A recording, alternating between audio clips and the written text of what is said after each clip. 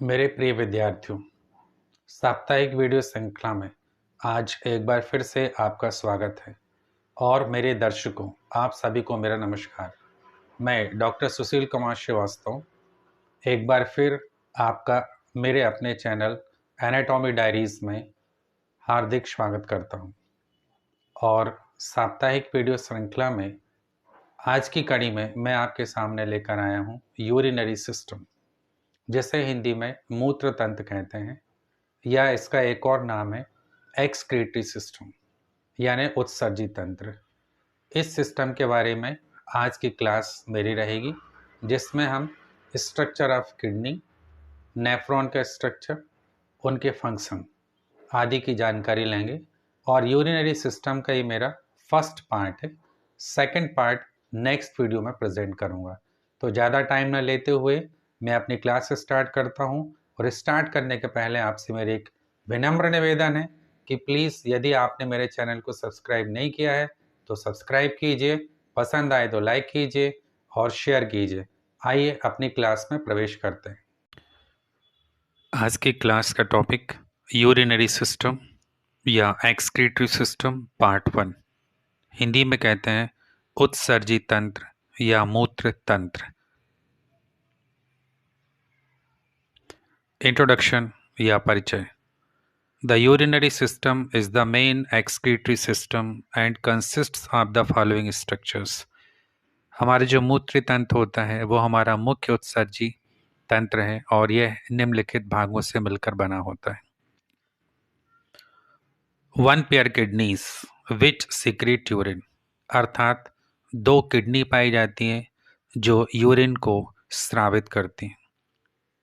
1 pair ureters that convey the urine from the kidneys to the urinary bladder, अर्थात 2 ureters होती हैं जो kidney में बने हुए यूरिन को ले जाकर यूरिनरी ब्लैडर को देती हैं। The urinary bladder which collects and stores urine, और एक सिंगल यूरिनरी ब्लैडर होता है जिसे हिंदी में मूत्राशय कहते हैं, जो यूरिन को कलेक्ट करके उसे स्टोर करता है। The urethra through which urine leaves the body, और एक यूरेथ्रा या मूत्रवाहिनी होती है जिसके द्वारा शरीर से यूरिन को बाहर किया जाता है। The urinary system plays a vital part in maintaining homeostasis of water and electrolytes within the body.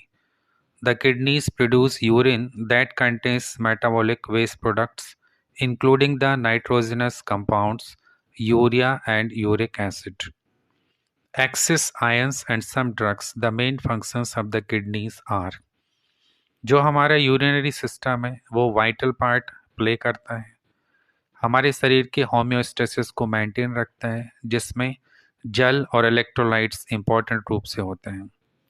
Kidneys के द्वारा यूरिन प्रोड्यूस किया जाता है जिसमें हमारे उपापचय क्रियाओं के दौरान उत्पन्न व्यर्थ पदार्थ शामिल होते हैं, खास करके जो नाइट्रोजन युक्त कंपाउंड्स होते हैं जैसे यूरिया, यूरिक एसिड, अतिरिक्त आयंस और कुछ मेडिसिन्स जो हम लोग खाते हैं वो सब यूरिन में शामिल होती हैं।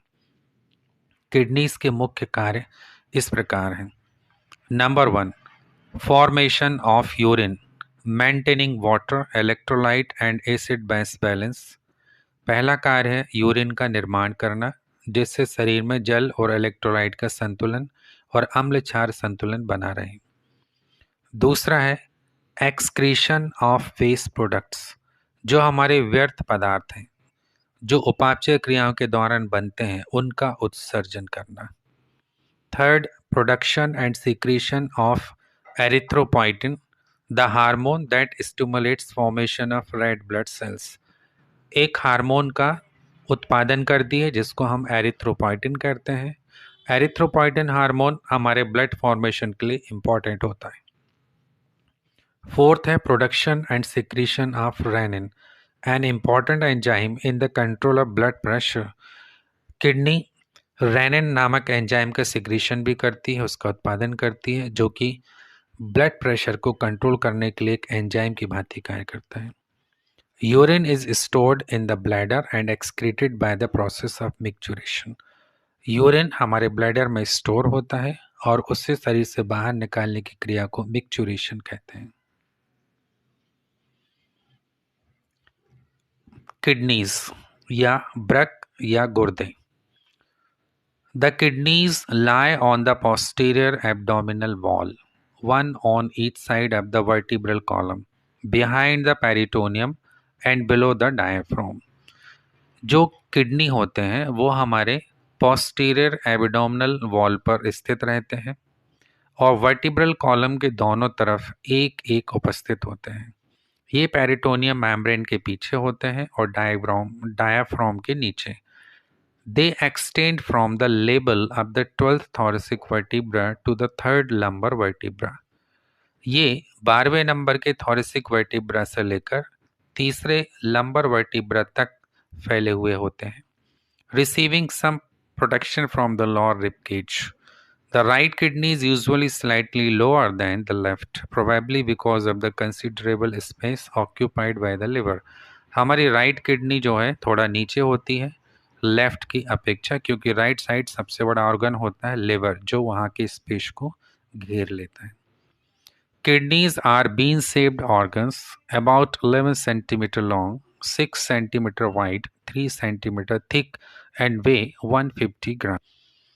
किडनी का जो आकार होता है वो सेम के बीच के आकार का होता है और इसकी लंबाई 11 सेंटीमीटर, चौड़ाई 6 सेंटीमीटर और मोटाई 3 सेंटीमीटर होती है। एक किडनी का वजन लगभग 150 ग्राम होता है।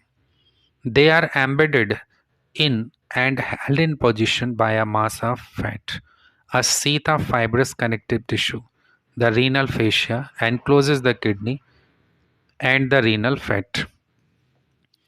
किडनी को बाहर से प्रोटेक्ट करने के लिए फैटी लेयर की सीथ होती है जिसे रीनल फेशिया कहते हैं, जिसके अंदर किडनी सुरक्षित रहती है।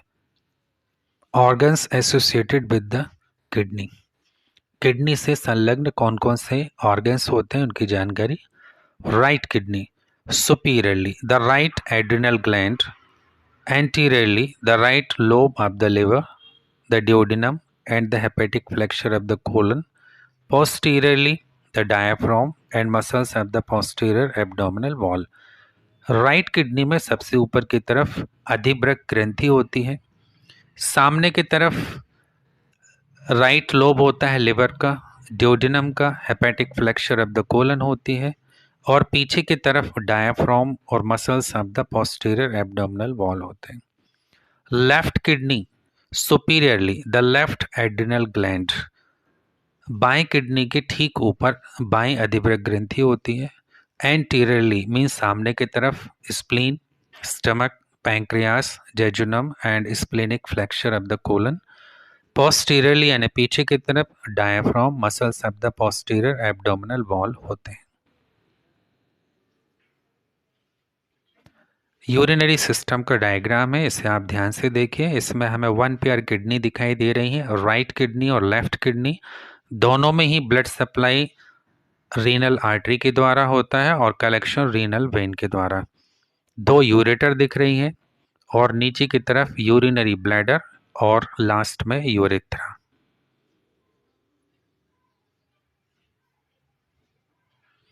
Gross structure of the kidney. There are 3 areas of tissue that can be distinguished when a longitudinal section of the kidney is viewed with the naked eye. जब हम किडनी का लंबवत खड़ी काट करते हैं तो उसके अंदर हमें 3 क्षेत्र दिखाई देते हैं जिन्हें हम आसानी से देख सकते हैं। Number 1, an outer fibrous capsule surrounding the kidney. Kidney के बाहर एक फाइब्रस कैप्सूल होता है जो उसे चारों तरफ से घेरे रहता है। Second, the cortex, a reddish brown layer of tissue immediately below the capsule and outside the renal pyramids. दूसरे नंबर पर कॉर्टेक्स है जो कि रेडिश ब्राउन लेयर का होता है और रीनल पिरामिड्स के बाहर की तरफ होता है। The medulla, the innermost layer consisting of pale conical shaped striations, the renal pyramids. मध्य में हमें मेडुला दिखाई देता है जिसमें कि कॉनिकल शेप रीनल पिरामिड्स होते हैं जिनका बेस कॉर्टेक्स की तरफ होता है और अपेक्स मेडुला के पेल्विस की तरफ जाता है। The hilum is the concave medial border of the kidney where the renal blood and lymph vessels the ureter and nerves enter. एक हाइलम नामक गड्ढा होता है, वो कॉनकेव सरफेस होती है जहाँ से कि किडनी के अंदर ब्लड वेसल्स एंटर करती हैं, निकलती हैं, यूरेटर्स और नर्व्स भी अंदर बाहर निकलते हैं। Urine formed within the kidney passes through a renal papilla at the apex of a pyramid into a minor calyx. Several minor calyces merge into a major calyx, and two or three major calyces combine, forming the renal pelvis, a funnel-shaped structure that narrows when it leaves the kidney as the ureter. The walls of the calyces and renal pelvis are lined with transitional epithelium and contain a smooth muscle. Peristalsis, intrinsic contraction of a smooth muscle, propels urine through the calyces, renal pelvis and ureters to the bladder.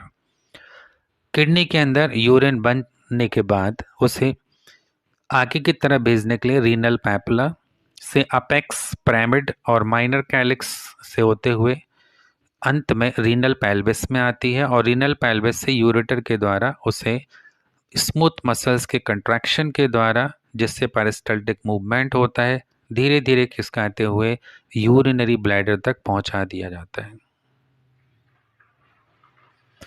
ये kidney की सेजेटल section का diagram दिखाई दे रहा है, जिसमें हमें सबसे बाहर की तरफ कॉर्टेक्स, बीच में मेडुला और अंत में पेल्विस, तीन एरिया है। मेडुला में पिरामिड्स दिखाई दे रहे हैं जिनमें रीनल ट्यूब्यूल्स पाई जाती हैं और रीनल पेल्विस से यूरेटर बाहर की तरफ निकलता हुआ दिखाई दे रहा है।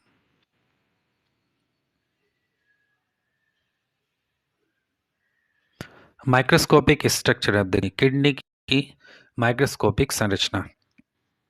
The kidney contains about 1 to million functional units, the nephrons, and a much smaller number of collecting ducts. The collecting ducts transport urine through the pyramids to the calyces, giving the pyramids their stripped appearance. The collecting ducts are supported by connective tissue containing blood vessels, nerves and lymph vessels. जब हम सूक्ष्मदर्शी संरचना देखते हैं kidney की, तो kidney के अंदर उनमें 1 से 2 मिलियन फंक्शनल यूनिट्स होते हैं जिन्हें हम नेफ्रॉन्स कहते हैं। प्राय एक किडनी में 1 मिलियन नेफ्रॉन्स होते हैं, ये ध्यान रखिएगा। और कलेक्टिंग डक्ट्स होती हैं। ये कलेक्टिंग डक्ट्स यूरिन को ट्रांसपोर्ट करती हैं रीनल पिरामिड से कैलिसिस की तरफ और फिर उसके बाद आगे जाती हुई वो ब्लैडर तक यूरेटर के माध्यम से पहुंचते हैं।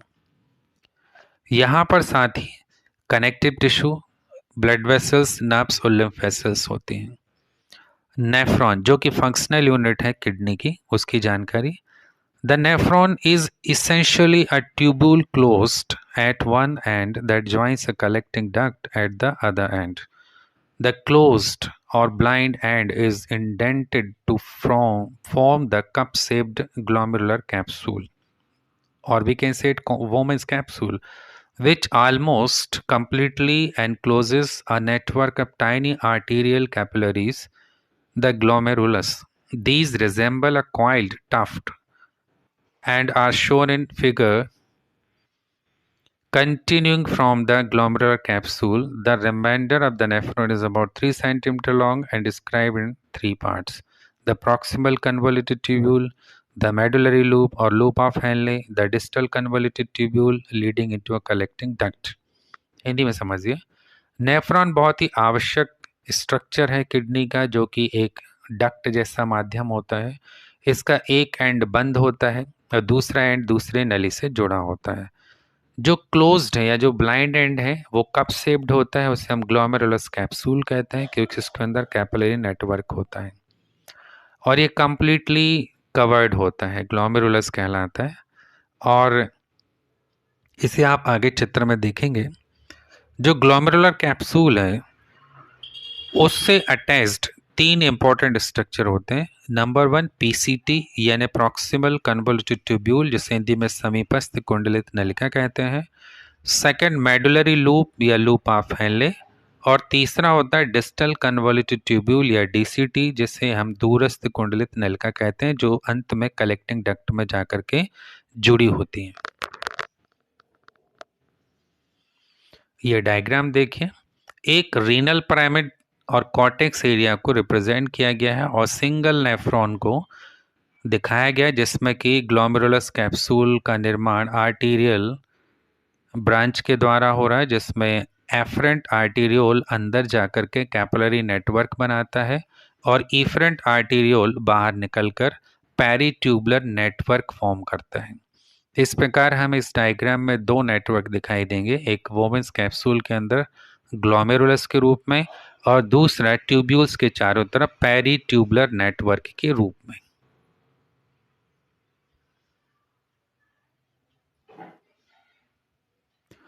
The collecting ducts unite, forming larger ducts that empty into the minor calyces. The kidneys receive about 20% of the cardiac output. After entering the kidney, at the hilum, the renal artery divides into smaller arteries and arterioles. In the cortex and arteriole, the afferent arteriole enters each glomerular capsule and then subdivides into a cluster of tiny arterial capillaries, forming the glomerulus. Between these capillary loops are connective tissue, phagocytic mesangial cells, which are part of the monocyte macrophage defense system. The blood vessels leading away from the glomerulus is the efferent arteriole. The afferent arteriole has a large diameter than the efferent arteriole, which increases pressure inside the glomerulus and drives filtration across the glomerular capillary walls. The efferent arteriole divides into a second peritubular capillary network which wraps around the remainder of the tubule, allowing exchange between the fluid in the tubule and the bloodstream. This maintains the local supply of oxygen and nutrients and removes waste products.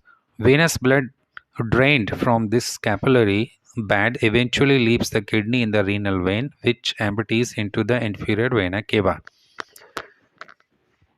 जो collecting duct होती हैं वो आपस में जुड़कर बड़ी duct बनाती हैं और वो अपना यूरिन माइनर कैलिसिस में डाल देती हैं। किडनी लगभग 20% कार्डियक आउटपुट को रिसीव करता है और after entering the kidney at the hilum, the renal artery divides into smaller arteries. Renal artery जब किडनी के अंदर प्रवेश करती है तो फिर रीनल आर्टरी की अलग अलग ब्रांच में डिवाइड्स होने लगती हैं, छोटी छोटी आर्टरीज बनाती हैं और अंत में आर्टेरियोल्स के रूप में बन जाती हैं। इन्हीं आर्टेरियोल्स में एक एफरेंट आर्टेरियोल नेफ्रॉन के वोमेंस कैप्सूल के अंदर डिवाइड होकर कैपिलरी नेटवर्क बनाता है जिससे हम ग्लोमेरुलस कहते हैं। एफरेंट आर्टेरियोल का व्यास अधिक होता है, इफरेंट आर्टेरियोल का कम, इसलिए कुछ समय के लिए ब्लड वहाँ रुकता है जिससे वहाँ प्रेशर जनरेट होते हैं, हाइड्रोस्कोपिक प्रेशर्स, जिसके कारण ब्लड छनकर वहाँ से निकलता है और उसी ब्लड में से पानी जिसमें घुली हुई वेस्ट प्रोडक्ट और यूजफुल प्रोडक्ट भी निकल के बाहर आते हैं। बचा हुआ ब्लड आगे जाता है एफरेंट आर्टेरियोल के द्वारा, पेरिट्यूबुलर नेटवर्क से होता हुआ अंत में कलेक्ट हो जाता है, रीनल वेन के द्वारा बाहर निकलता है जिससे वो इंफीरियर वेना केवा में अपना ब्लड दे देती है। किडनी की स्पेशल जो फंक्शन होता है वो है फॉर्मेशन ऑफ यूरिन। तो अब यूरिन कैसे बनती है उसको समझिए। The kidneys form urine which passes to the bladder for storage prior to excretion. The composition of urine reflects exchange of substance between the nephron and the blood in the renal capillaries. Waste products are protein metabolism are excreted. Water and electrolyte levels are collected and pH acid-base balance is maintained by excretion of hydrogen ions. There are three processes involved in the formation of urine. जो kidneys होते हैं वो urine को बनाते हैं, फिर urine वहाँ से पास होती हुई ब्लैडर में स्टोर की जाती है जब तक कि उसके बाहर उत्सर्जित न किया जा सके। यूरिन का जो कॉम्पोजिशन होता है वो reflects exchange of substance between the nephron and the blood in the renal capillaries, यानी ब्लड में से निकलकर कैपिलरी से निकलकर नेफ्रॉन के अंदर ट्यूब्यूल्स में जो ग्लोमेरुलर फिल्ट्रेट आता है उसमें आता है, उसमें waste products metabolic waste product होते हैं, उनको उत्सर्जित किया जाता है। साथ में जल और इलेक्ट्रोलाइट की मात्रा होती है, जिससे कि हमारा एसिड बेस बैलेंस बना रहे और ब्लड का पीएच कांस्टेंट रहे। मूत्र के निर्माण में 3 प्रमुख क्रियाएं चलती हैं या स्टेप्स होते हैं। Number 1 filtration, number 2 selective reabsorption, number 3 secretion. Number 1 filtration यानी छानना। This takes place through the semi-permeable walls of the glomerulus and glomerular capsule. Water and their small molecule readily pass through, although some are reabsorbed later. Blood cells, plasma proteins, and other large molecules are too large to filter through, therefore remain in the capillaries. The filtrate in the glomerulus is very similar in composition to plasma, with the important exceptions of plasma proteins and blood cells. Filtration takes place because there is a difference between the blood pressure in the glomerulus and the pressure of the filtrate in the glomerular capsule.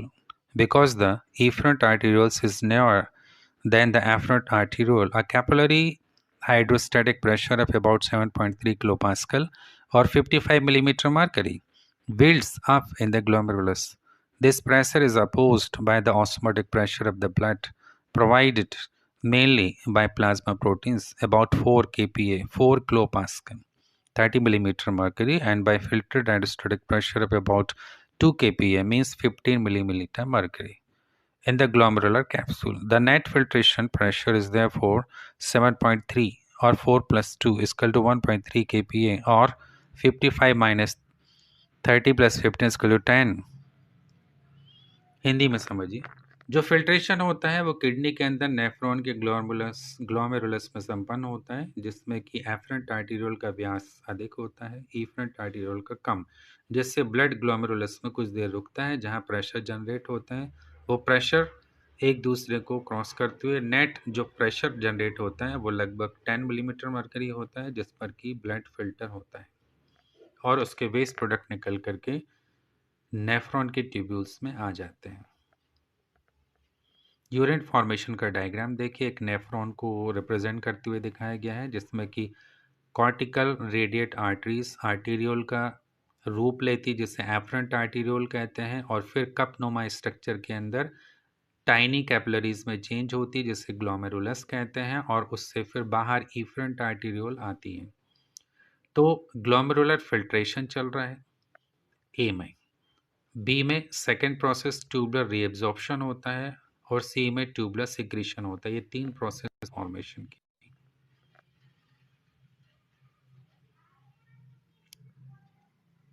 The volume of filtrate found by both kidneys each minute is called the glomerular filtration rate. In a healthy adult, the GFR is about 125 ml per minute. Like that, 180 liters of filtrate are formed each day by the 2 kidneys. Nearly all of the filtrate is later reabsorbed from the kidney tubule, with less than 1% or 1 to 1.5 liters excreted as urine. Kidney में जब blood को filter किया जाता है तो उसका जो rate होता है वो लगभग 125 मिलीलीटर प्रति मिनट होता है। यानी यदि हम 24 घंटे की बात करें तो 180 लीटर ब्लड को फिल्टर किया जा चुका होता है।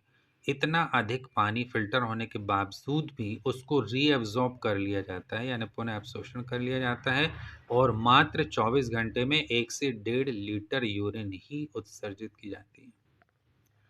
सेकेंड प्रोसेस सेलेक्टिव रीअब्जॉर्प्शन यानी चयनात्मक पुनः अवशोषण की क्रिया।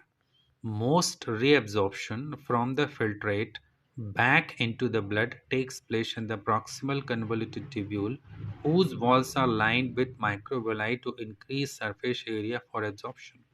Many substances are reabsorbed here, including some water electrolytes and organic nutrients such as glucose.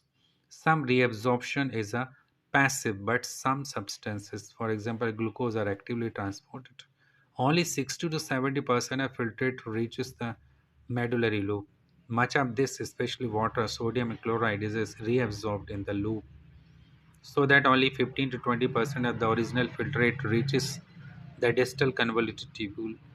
and the composition of the filter is now very different. More electrolytes are reabsorbed here, especially sodium. So, the filtrate entering the collecting duct is actually quite dilute. The main function of the collecting duct is to reabsorb as much water as the body needs. Second जो process है urine formation में वो है selective reabsorption.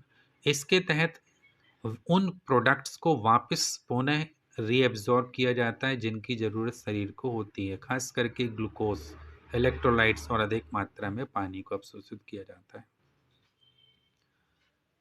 Tubular secretion, third process. Filtration occurs as blood flow through the glomerulus. Substances not required and foreign materials, drugs including penicillin and aspirin, may not be entirely filtered out of the blood because of the short time it remains in the glomerulus. Such substances are cleared by secretion from the peritubular capillaries into the filtrate within the convoluted tubules. Tubular secretion of hydrogen ions is important in maintaining normal blood pH. अंतिम क्रिया है तीसरी जिसको हम कहते हैं secretion. Peritubular network में से, कैपिलरी में से वो प्रोडक्ट सिक्रीट किए जाते हैं नेफ्रॉन की ट्यूब्यूल में जो छन नहीं पाए थे क्योंकि बहुत कम समय के लिए ब्लड वहाँ रुकता है.